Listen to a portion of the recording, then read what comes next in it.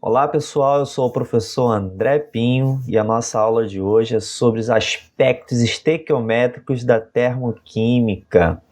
Chegamos aí à parte final, de termoquímica, depois de uma série de vários vídeos que estão aí no canal.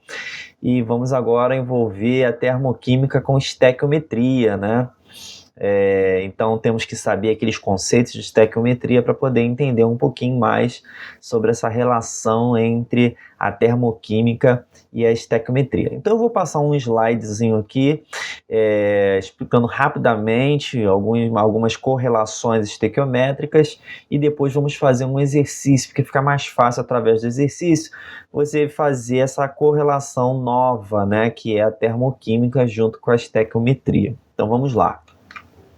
Bom, o que a gente estuda lá na estequiometria para algumas escolas, lá no final do primeiro ano, quarto bimestre, ali mais ou menos, pessoal lá do pré-vestibular, que é isso aí, a gente não sabe em que momento, vai depender de cada curso, ou até mesmo algumas escolas no início do segundo ano, vai passar a estequiometria, nós estudamos o seguinte: começamos a perceber que existe uma correlação entre o número de mols, a quantidade de moléculas, que é a constante de Avogadro, ou seja, 1 mol é igual a 6 vezes 10 a 23 moléculas, ou íons, ou átomos, seja lá o que for, entidades, vamos colocar assim, partículas, ou seja, 1 mol tem esse valor aproximado, é 6,02 vezes 10 a 23, que também está aproximado, mesmo sendo 6,02, que equivale à massa molar da substância, ou seja, a água, 2 átomos de hidrogênio e 1 de oxigênio. É como o átomo de hidrogênio vale 1 grama por mol, e são 2, então são 2 gramas por mol de hidrogênio mais 1 mol de oxigênio, que vale 16 gramas por mol.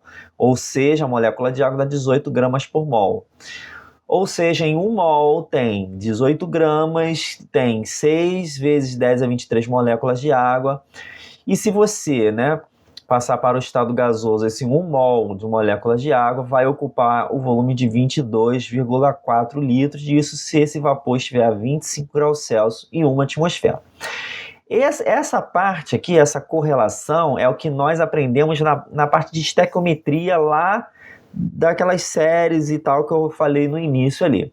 Quando a gente chega na parte de aspectos estequiométricos, agora correlacionando a termoquímica, aparece um novo parâmetro, que é o ΔH da reação, Então esse ΔH aqui da reação, que vem acompanhada, que já, para quem está acompanhando os vídeos que eu venho fazendo, já entende que é o calor da reação, não importa qual seja a reação, pode ser endotérmica ou exotérmica, passará agora a ter uma correlação com a estequiometria que tem aqui.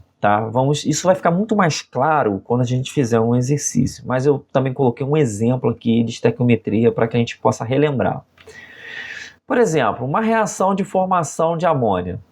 Nós podemos pegar essa reação, primeiro ela tem que estar balanceada, nunca se esqueça disso. Uma vez que você faz o balanceamento da reação, esses números que ficam aqui na frente, que é chamado de coeficientes estequiométricos, ele vai fornecer para a gente uma coisa chamada proporção estequiométrica, ou seja, uma molécula ou 1 mol, principalmente mol, a gente usa principalmente essa correlação, o índice estequiométrico correlacionando com números de mols, Então a gente vai fazer essa correlação aqui, 1 mol reagem com 3 mols de hidrogênio, ou seja, 1 mol de nitrogênio reage com 3 mols de hidrogênio e forma 2 mols de amônia, ok? Então, como sabemos que 1 mol equivale a 6 vezes 10 a 23 pelo slide anterior, aqui 1 mol equivale a 6 vezes 10 a 23, então em 1 mol nós temos 1 vezes 6 vezes 10 a 23 moléculas de nitrogênio, Aqui tem que multiplicar por 3, ó, 3 vezes 6 vezes 10 é 23. Aqui, como são 2 mols, 2 vezes 6 vezes 10 é 23. Então, a gente tem o número de mols, temos aqui o número de moléculas e também podemos calcular a massa. Ou seja, vai lá na tabela periódica, vê a massa molar do nitrogênio, né, que é 14, como são 2, 28 gramas para cada mol. O hidrogênio são 2 átomos por molécula, então, como cada átomo é 1 grama por mol, né, a massa molar, então será 2 gramas por mol, mas como são 3 mols presentes, ou seja, 2 gramas para cada mol, mas são 3 mols nesta reação, né, então será 6 gramas. Então, o que ele está querendo dizer? Que 28 gramas vão reagir com 6 gramas, ok? E aí você vai vir aqui e vai calcular a massa molar da amônia aqui, ó. 3 gramas mais as 14 dá 17 vezes 2, 34, né? Então dá 17 gramas, como são 2 mols, 34. Lembrando que aqui tem a lei de conservação das massas. Perceba então que eu vou ter 2 mols, cada mol 17, 2 vezes 17, 34, que dá no mesmo aqui, ó. Ou seja, a gente tem o 28 mais os 6 aqui, ó, que vão dar os mesmos 34 do lado direito da reação. O que vai acontecer é que tem agora uma nova relação estequiométrica, que é o calor, ou seja, que não está posta aqui, mas vai estar no exercício seguinte. 1 mol reage com 3 mols de hidrogênio, formam 2 mols de amônia e libera ou absorve uma certa quantidade de calor, ok? Nesta reação aqui. Essa reação ela é endotérmica, então vai absorver uma certa quantidade de calor para essa reação que eu não coloquei aqui, porque não nos interessa para essa reação agora, e sim para o exemplo que eu vou colocar agora para a gente ver, tá? Vamos lá. Peguei aqui um exercício da Unitaú, São Paulo. Está dizendo o seguinte: considerando as equações termoquímicas abaixo, então olha aqui, ó, grafite, carbono grafite, lembrando que é a forma alotrópica mais estável, né, que tem o carbono diamante, fulereno, nanotubos de carbono e assim por diante. Essa é a forma alotrópica mais estável. Ao reagir com hidrogênio, forma gás metano e libera 18 quilocalorias por mol de metano, ou seja, para cada 1 mol de metano formado, libera isso daqui. Mas se você fizer a mesma reação, só que agora o carbono no estado gasoso, tá vendo a diferença desse para esse? É a forma, o grafite é sólido, né? E aqui no estado gasoso, você reagindo com o mesmo hidrogênio no estado gasoso, forma o mesmo metano no estado gasoso, só que libera muito mais calor, ó, menos 190 quilocalorias por mol de metano formado. Então, ele te dá 2 reações, né, de formação de metano, ok? 2 reações de formação de metano. Aí vem a pergunta: o número de quilocalorias necessários para vaporizar 1,2 kg de carbono grafítico ou seja, ele quer passar o carbono grafite para o carbono no estado gasoso. Essa reação ela não existe aqui. Mas, para quem assistiu a minha aula de lei de Hess, né, que é só você clicar nesse card aí em cima que vai aparecer, vocês vão entender isso que está armadinho aqui para vocês, que eu deixei tudo preparado. Vamos lá. Pois bem, para a gente poder ter a reação de vaporização, né, do carbono grafite para o carbono no estado gasoso, temos que utilizar a lei de Hess, utilizar os artifícios da lei de Hess, que seria qual aqui? É só inverter esta reação aqui, ó, trocar de lado, ou seja, esse cara passar para o lado direito, o hidrogênio passar para o lado direito, o metano passar para o lado esquerdo e mudar o sinal do ΔH. Então a primeira reação é mantida, perceba que está igualzinha a essa, olha aqui, ó, é mantida.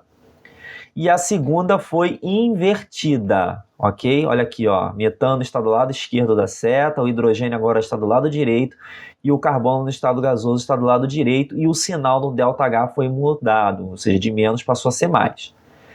E agora perceba que vai ser cortado automaticamente. Esse tracinho deveria estar aqui em cima, mas enfim, faz diferença. Aqui, ó. 1 mol de metano está cortando com 1 mol de metano, 2 mols de hidrogênio do lado esquerdo da seta, tá vendo? Está cortando com 2 mols de hidrogênio do lado direito. E sobra exatamente como resposta desta soma o carbono grafite, a setinha e o carbono no estado gasoso. Ora, se eu somei esta equação com essa, para quem assistiu a lei de Hess vai entender perfeitamente, então eu tenho que somar esses 2 ΔHs também. Menos 18 mais 190 dá mais 172 kJ por mol. Ou seja, cada mol, ou seja, cada 1 mol de carbono grafite que vira 1 mol de carbono no estado gasoso vai absorver 172 quilocalorias. Por que vai absorver? Porque o sinal está positivo. Mas a pergunta quer saber para 1,2 kg de carbono grafite, quanto que vai ser, né? Qual vai ser a energia absorvida ou liberada nessa vaporização? Eu sei que é para 1 mol aqui, ó, porque quando não tem um número na frente é 1 mol, ok? Aí o que eu faço? Massa molar do carbono grafite. Eu vou lá na tabela periódica e vejo 12 gramas por mol. E faço essa conversão, a 1,2 kg é igual a 1.200 gramas. Então essas duas informações são importantíssimas. E monto a primeira linha da regra de 3 aqui, ó. Aqui não é 1 mol? Eu não achei que aqui era 1 mol? Então 1 mol não tem 12 gramas? Aqui, ó. Então 12 gramas de grafite, ao passar para o estado gasoso, absorve o quê? 172 quilocalorias, ok? Tá aqui, ó. Então, as 1.200 gramas que a questão está querendo saber vai absorver X. Multiplicando cruzado, ó, X vezes 12, tá? Né? 12X, e 1.200 vezes mais 172 está aqui. O 12 que estaria multiplicando o X passa para o outro lado dividindo. Resolvendo esta continha aqui, claro que esse 12 aqui é 12 vezes 100, tá, pessoal? Então 12 corta com 12, fica 100 vezes 172, fica esse 17.200 quilocalorias, que vai ser a letra B aqui a resposta. Então perceba que primeiro eu tive que passar pela lei de Hess. Então o que vai acontecer? Nos exercícios, né, de estequiometria envolvendo a termoquímica, vai envolver todas as maneiras de calcular ΔH que nós estudamos aí nos vídeos anteriores, né, nas aulas anteriores. Nesse caso, nós utilizamos a lei de Hess, mas pode ser entalpia de formação, entalpia de combustão, não importa qual que seja, energia de ligação. O importante é relacionar, tá, aqui, ó, o ΔH, tá vendo? Ó, eu relacionei o ΔH da reação com o número de mols e de massa molar dos participantes desta reação aqui, ó, 12 gramas está relacionado com calor, tá vendo, ó? Então apareceu uma nova correlação, ok? Estequiométrica aqui, que é o quê? O calor envolvido nessa reação, seja ele endotérmico ou exotérmico. Espero ter ajudado vocês, né? Esse é apenas um dos exemplos que existem aí da estequiometria relacionada com a termoquímica, né? Então ele pode ser muito amplo. Vocês têm que estudar bastante lá aquelas correlações estequiométricas, conversões de mol para massa, de massa para número de moléculas, para volume molar, tudo isso, e correlacionar com o calor envolvido na reação. Então, volta o vídeo, olha com calma aí como é que foi feita essa correlação nesse exercício aqui e tente aplicar aos demais exercícios que vocês vão estar fazendo aí. Espero ter ajudado vocês, né, pessoal?